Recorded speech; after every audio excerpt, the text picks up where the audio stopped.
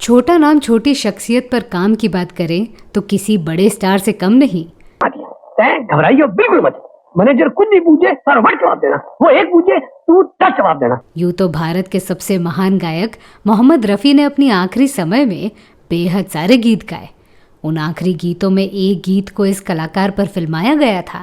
कौन किसी को बांध सका सही याद तो एक। बात अगर दोस्ती की हो तो इनका नाम भी जिगरी यार के लिस्ट में आना चाहिए, क्योंकि उनके परम मित्र प्रकाश मेहरा अकेले पड़ जाएंगे, इसीलिए आजीवन उनके असिस्टेंट डायरेक्टर बने रहे। जिस थाली पे तुमने हाथ रखा है वो थाली मेरी है। तुम्हारी कैसे हो गई? तुम तो लाइन में भी नहीं हो। 40 के दशक में जन्म हुआ पर आज भी एक्टिंग के शौकीन है और 2015 की पीके फिल्म में भी इनकी झलक दिखती है। हम तो तुम्हें समुद्र में डुबाने लाए थे, तुम तो उल्टे समुद्र को पी के चल दिए। जी हाँ, बात हो रही है अपने जमाने के प्रसिद्ध कलाकार राम सेठी की। अजीब लड़के हो, 20 साल के बाद आई थी चिड़िया और तुमने। नमस्कार, आदाब, सत श्री अकाल, हेलो दोस्तों, आप सुन रहे हैं मेरी यानी अनामिका की आवाज़ आपके अपने चैनल पर, जिसे कहते हैं biography and real life story. कहानी शुरू करने से पहले एक दरख्वास्त करना चाहूँगी। बहुत सारे दर्शक ऐसे हैं जो पूरी वीडियो देखते हैं पर सब्सक्राइब नहीं करते और ना ही लाइक करते हैं। हम जानते हैं कि कुछ चीज़ें लोगों के अधिकार में होती है, उस पर हम हक जता नहीं सकते, पर अगर आपने सब्सक्राइब किया नहीं तो इस चैनल को जिंदा रहने की खुराक मिलेगी नहीं। इसीलिए ये हमारी विनती है कि आप इस चैनल को सब्सक्राइब कर लीजिए। दिल्ली के एक परिवार में 15 नवंबर 1938 को राम सेठी का जन्म हुआ था। परिवार में एक बहन और 7 भाई थे। हमारे हिसाब से राम सेठी अपने बचपन के दिनों से ही थिएटर से जुड़े होंगे, क्योंकि जिस वक्त उनका फिल्मों में काम बन नहीं रहा था तब उन्होंने थिएटर का सहारा लिया। इसमें कोई दो राय नहीं है कि थिएटर में वही इंसान काम कर सकता है जो बचपन से ही एक्टिंग में रुचि रखता हो। कहा यह भी जाता है कि राम सेठी का फिल्मों से कोई संबंध नहीं था। फिल्मों में अपना नसीब अपनाने के लिए वे साल 1962 में मुंबई आए। तब उनके पिताजी ने उन्हें सिर्फ 150 रुपए दिए थे। इन पैसों से उन्हें अपना गुजारा करना था। 6 महीने मुंबई में रहने के बाद भी उन्हें कोई काम मिला नहीं। हताश होकर वे दिल्ली लौट गए। उसके बाद साल 1964 में वो दोबारा मुंबई आए और इस बार फिल्मकार रवि टंडन से मुलाकात भी की। उन्होंने तो काम दिया नहीं, पर ये जरूर कहा कि वे जब भी फिल्म बनाएंगे तो काम जरूर देंगे। साल 1968 तक राम सेठी फिल्मों में सेटल होने के लिए कोशिश करते रहे। उन्होंने एक्टिंग से लेकर टेक्नीशियन तक हर प्रकार के काम के लिए दिलचस्पी दिखाई। अंततः MS सथयू ने उन्हें मदद करने का फैसला लिया। उस वक्त राम सेठी चिल्ड्रन फिल्म सोसाइटी नामक संस्था के लिए एसोसिएट डायरेक्टर का काम कर रहे थे। इस संस्था के अंतर्गत एक Indo Russian film black mountain का निर्माण हो रहा था। इस फिल्म के डायरेक्टर थे MS सथयू, जिन्होंने आगे चलकर बलराज साहनी के साथ गरम हवा नामक सफल फिल्म का निर्माण किया था। वैसे ब्लैक माउंटेन उनकी पहली फिल्म थी, पर इसी फिल्म के साथ राम सेठी का फिल्मी जीवन भी शुरू हुआ।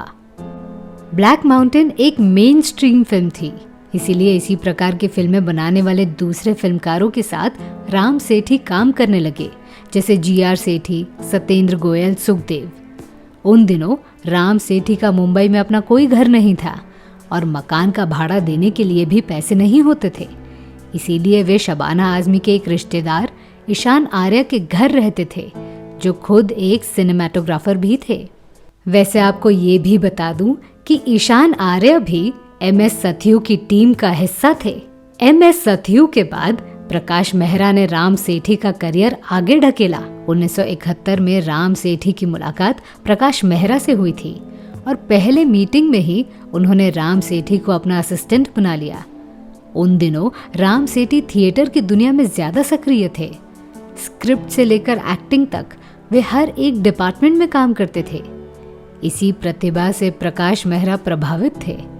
1971 में ही उन्हें अपनी पहली फिल्म में एक्टिंग करने का मौका मिला। उन दिनों प्रकाश मेहरा जंजीर और एक कुंवारी एक कुंवारा इन 2 फिल्मों का निर्माण कर रहे थे। इन दोनों फिल्मों में राम सेठी असिस्टेंट डायरेक्टर थे। एक कुंवारी एक कुंवारा में राकेश रोशन एक्टिंग की दुनिया में पदार्पण कर रहे थे, पर उनकी उर्दू जुबान कमजोर थी। राम सेठी बताते हैं कि उन दिनों वे राकेश रोशन को शब्दों का उच्चारण करना सिखाते थे। एक कुंवारी एक कुंवारा फिल्म के निर्माण के वक्त प्रकाश मेहरा को लगा कि राम सेठी कॉमेडी किरदार में एकदम फिट बैठ सकते हैं। राम सेठी को भी अपनी प्रतिभा पर कोई शक नहीं था, तो इस तरह उन दोनों फिल्मों में अभिनय किया। हालांकि इन दोनों फिल्मों में उनका किरदार इतना बड़ा भी नहीं था। राम सेठी के सर पर प्रकाश मेहरा का हाथ हमेशा रहा। उनकी हर फिल्म में वे दिखाई देते थे। असिस्टेंट के अलावा वे स्क्रिप्ट राइटिंग में भी मदद करते थे। बतौर एक्टर उनकी इमेज तो बन चुकी थी, पर उन्हें प्रकाश मेहरा का साथ छोड़ना भी नहीं था। इसीलिए वे दिन में 3-3 शिफ्ट में काम करते थे। दूसरे फिल्मकार के फिल्मों की शूटिंग करने के बाद वे प्रकाश मेहरा की यूनिट का हिस्सा बन जाते थे। बहुत सारे फिल्मों में उन्होंने प्रकाश मेहरा को डायलॉग लिखने में मदद किए हैं, पर फिल्मों में उनका नाम सिर्फ असिस्टेंट डायरेक्टर के रूप में आता था। इस बात का अफसोस उन्हें कभी हुआ नहीं। उनके साथ रहकर राम सेठी ने पूरे फिल्म निर्माण की प्रक्रिया सीख ली और शाम को वे दोनों मिलकर शराब भी पीते थे। ये सिलसिला हमेशा चलता रहा, पर सही मायने में राम सेठी को मुकद्दर का सिकंदर फिल्म के कारण सफलता मिली। उनकी लोकप्रियता रातों रात बढ़ गई और हर कोई उन्हें प्यारे लाल इस उपनाम के साथ पहचानने लगा। उनकी लोकप्रियता इस कदर तक बढ़ गई कि याराना फिल्म की शूटिंग के वक्त जब अमिताभ बच्चन का सीन शूट हो रहा था, तब राम सेठी की एंट्री के साथ पूरे स्टेडियम में प्यारे लाल ये नाम गूंजने लगा। उस वक्त सारा जमाना हसीनों का दीवाना इस गाने की शूटिंग हो रही थी और पूरे स्टेडियम में आम जनता बैठी थी। राम सेठी की लोकप्रियता रातों रात बढ़ने के पीछे भी प्रकाश मेहरा का हाथ था। मुकद्दर का सिकंदर फिल्म में अमिताभ बच्चन के दोस्त का किरदार असरानी निभाने वाले थे, पर वे दूसरे फिल्मों में बिजी थे। इसीलिए प्रकाश मेहरा ने असरानी का एक सीन राम सेठी से करवाया। उस सीन में अमिताभ बच्चन भी थे। प्रकाश मेहरा ने देखा कि राम सेठी बिना किसी तकलीफ के साथ इतने बड़े स्टार के सामने आसानी से एक्टिंग कर रहे हैं, इसीलिए उन्होंने राम सेठी का किरदार बढ़ा दिया। उनके इस फैसले के कारण राम सेठी की किस्मत बदल गई और वे प्यारे लाल बन गए। आज भी दुनिया उन्हें प्यारे लाल इस नाम से जानती है। सबसे अहम बात ये भी थी कि राम सेठी का नाम मुकद्दर का सिकंदर इस फिल्म के क्रेडिट में भी नहीं था। फिल्मों में कॉमेडियन का किरदार निभाने के बाद राम सेठी को सीरियस किरदार निभाने की इच्छा होने लगी, पर प्रकाश मेहरा उन्हें हमेशा रोकते थे। वे उन्हें महमूद की याद दिला देते थे, जिन्होंने कॉमेडी की दुनिया में अपना नाम शुमार किया था। 1981 के साल में उनका स्टारडम शुरू हुआ और अगले 4 साल तक उन्होंने बहुत सारे फिल्मों में कॉमेडियन के रूप में काम किए। 1982 में उन्होंने घुंघरू इस फिल्म का डायरेक्शन करने का बड़ा फैसला लिया। उनके फिल्म पर पैसा लगाने के लिए प्रकाश मेहरा आगे आए और अमिताभ बच्चन ने भी लीड किरदार निभाने का वादा किया। उस वक्त वे बैंगलोर में कूली फिल्म की शूटिंग कर रहे थे। वहां से लौटने के बाद राम सेठी की फिल्म की शूटिंग शुरू होने वाली थी, पर कूली फिल्म के निर्माण के दौरान अमिताभ गंभीर चोटिल हो गए और राम सेठी का सपना टूटने लगा। उस वक्त प्रकाश मेहरा ने उनसे कहा कि वे जिस एक्टर का नाम लेंगे उन्हें सामने खड़ा कर देंगे। तो इस तरह से घुंघरू फिल्म का किरदार सुरेश ओबेरॉय को मिल गया, क्योंकि उन्हें अमिताभ बच्चन की तरह दिखने वाला माचो मैन की जरूरत थी। सुरेश ओबेरॉय की कहानी के लिंक आपको डिस्क्रिप्शन बॉक्स या वीडियो के एंड में दिखने वाले क्रेडिट्स में मिल जाएगी। 1983 में रिलीज हुई घुंघरू फिल्म ने ठीक ठाक प्रदर्शन किया, पर उसी साल कूली भी रिलीज हुई थी, जिसने बॉक्स ऑफिस के रिकॉर्ड तोड़ दिए। घुंघरू के बाद राम सेठी दूसरी फिल्में बनाना चाहते थे, पर प्रकाश मेहरा की जुदाई उन्हें गवारा नहीं थी। प्रकाश मेहरा भी उन्हें अपने से अलग नहीं करना चाहते थे। राम सेठी ने भी प्रकाश मेहरा की बात मान ली और वे अगले 10 साल तक डायरेक्शन से दूर रहे। 1993 में जब वे दोबारा फिल्म निर्माण में उतरे, तब मुंबई में हुए दंगे के कारण उनकी फिल्में फ्लोर पर चढ़ नहीं पाई और उनका सपना हमेशा के लिए अधूरा रह गया। 90 का दशक लगते ही राम सेठी के सितारे गर्दिश में चले गए। वे जिन फिल्मों पर काम करने वाले थे वो भी बंद हो गई और वे भारी आर्थिक संकट में आ गए। इस बार भी प्रकाश मेहरा से उन्हें आर्थिक मदद मिलती रही, पर वे उनसे कब तक पैसे लेते रहते। इसीलिए उन्होंने सीरियल्स में काम करना शुरू किया। वहां से उन्हें उतने ही पैसे मिलते जिससे उनका घर चल सकता था। इस कमजोर स्थिति में उन्होंने अपना प्रोडक्शन हाउस खोला और एक सीरियल पर काम करना शुरू किया जिसे एक अमेरिकी कंपनी प्रोड्यूस करने वाली थी। पर उस वक्त दूरदर्शन घोटालों में डूब चुका था। चैनल पर टेलीकास्ट करने के लिए रिश्वत देनी पड़ती थी। उस अमेरिकन कंपनी ने रिश्वत देने से इनकार कर दिया और वो सीरियल कभी रिलीज हो नहीं पाई। 1996 के साल में राम सेठी पूरी तरह से बर्बाद हो गए और इन हालातों ने उन्हें दोबारा दिल्ली लौटने को मजबूर कर दिया। साल 2000 में उन्होंने दिल्ली जाकर अपनी जमीन बेच दी। काम की कमी के कारण वे डिप्रेशन का शिकार हो गए।